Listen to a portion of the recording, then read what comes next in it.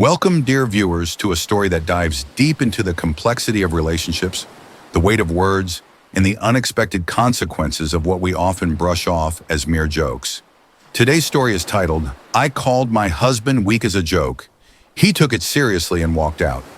It's a powerful reminder that what may seem insignificant to one person can have a profound impact on another.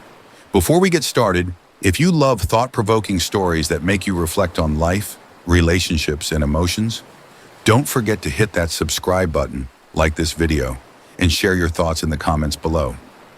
Your support keeps us going and helps us bring more engaging content to you. I've noticed only 98% of you who watch haven't subscribed. Come on, guys, show some love and support. Thanks a bunch to those who have already subscribed. Now let's dive in. Emma and John had been together for almost a decade. 7 years of marriage built on what she believed to be mutual understanding, trust, and a healthy dose of humor.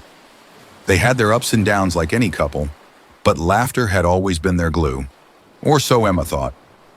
It was a regular Tuesday evening, and the house hummed with the sounds of life. Emma scrolling through her phone, John fumbling under the kitchen sink, trying to fix a stubborn leak. He had been at it for over an hour, cursing under his breath as water dripped persistently. Emma, lounging at the dining table, found amusement in his struggle. "Need some help, Mr. Fix-It?" she teased. "Or is this leak proving too tough for you?" John wiped his brow, glancing at her with a forced smile. "I've got it," he muttered, though frustration was clear in his tone. Emma chuckled and leaned back in her chair. "Come on, don't be weak. Let me handle it before we have a swimming pool in the kitchen." It was meant to be lighthearted, just another quip in their usual banter. But something in John's posture changed. He froze, his shoulders tensing, his jaw clenching slightly. He put his tools down and without a word walked out of the kitchen. Emma frowned. "Babe, I was joking," she called after him, but he didn't reply. Instead, she heard the bedroom door close quietly, a stark contrast to the storm she felt brewing in the air. She brushed it off at first. Maybe he was just tired. Maybe work had been stressful. Maybe the faucet was really getting to him. But as the night stretched on, John remained distant. He barely spoke during dinner, retreating to his study afterward without their usual shared TV time. Emma decided to confront him. "Hey," she said, peeking into his study. "Are you mad at me?" John sighed, rubbing his temple. "I'm not mad," he said, but his tone lacked conviction. "Then what's wrong?" she pressed. He looked at her for a long moment before saying, "It's not about that one comment, Emma. It's about what it meant." Confused, Emma crossed her arms. "What are you talking about?" "It was just a joke." John exhaled heavily. "You don't get it. Lately I've been feeling less than, like I can't do anything right. Work has been hell, and I keep feeling like I'm failing. And then you," he trailed off, shaking his head. "It felt like you confirmed it, like I really am weak." Emma's heart clenched. She had never meant to hurt him. "John, I had no idea you felt this way. I would never—" "I know you didn't mean it," he interrupted, "but that doesn't change how it made me feel." She wanted to fix it, to wrap her arms around him and make everything okay. But John had already turned back to his desk, effectively ending the conversation. That night, Emma lay awake, replaying the moment over and over. Had she been too careless with her words? Had she unknowingly made him feel like less of a man? The days that followed were filled with distance. John wasn't outright cold, but he was different, quieter, detached. He still kissed her goodbye in the mornings, still responded when she spoke, but something had shifted. Emma confided in her best friend Lisa. "I don't get it," she said, stirring her coffee absent-mindedly. "John and I always joke around. Why was this time different?" Lisa gave her a knowing look. "Because sometimes jokes aren't just jokes, Emma, especially when they hit a sore spot." Emma sighed. "I never meant to hurt him." "I know, but have you told him that?" She hadn't. Not properly. Not in a way that showed she truly understood. That night she tried again.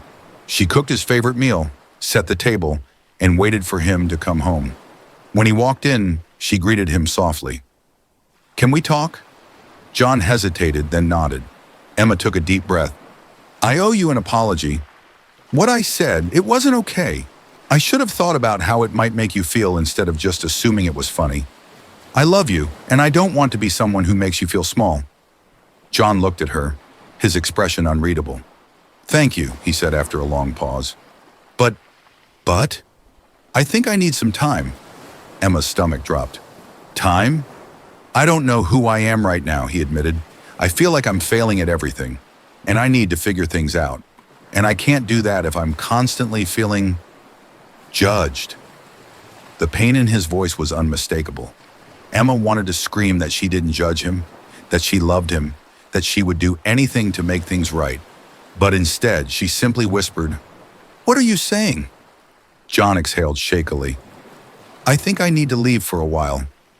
Emma felt like the ground had been ripped from beneath her. "You're leaving me?" "I don't know if it's forever," he said honestly, "but I need to step away, to clear my head." Emma's world crumbled as she watched him pack a bag that night. She begged, she pleaded, she cried, but John was resolute. And just like that, he was gone. The silence in the house was unbearable. She kept expecting him to walk through the door, to call her name, to tell her it was all a misunderstanding. But days turned into weeks, and he didn't return. Emma spent that time reflecting, truly reflecting. She sought therapy, learning about the impact of words and the weight they could carry. She learned that love wasn't just about laughing together, but about understanding each other's vulnerabilities. Then one evening, after months apart, there was a knock at the door. Emma opened it to find John standing there, looking both hesitant and relieved. "Can I come in?" he asked.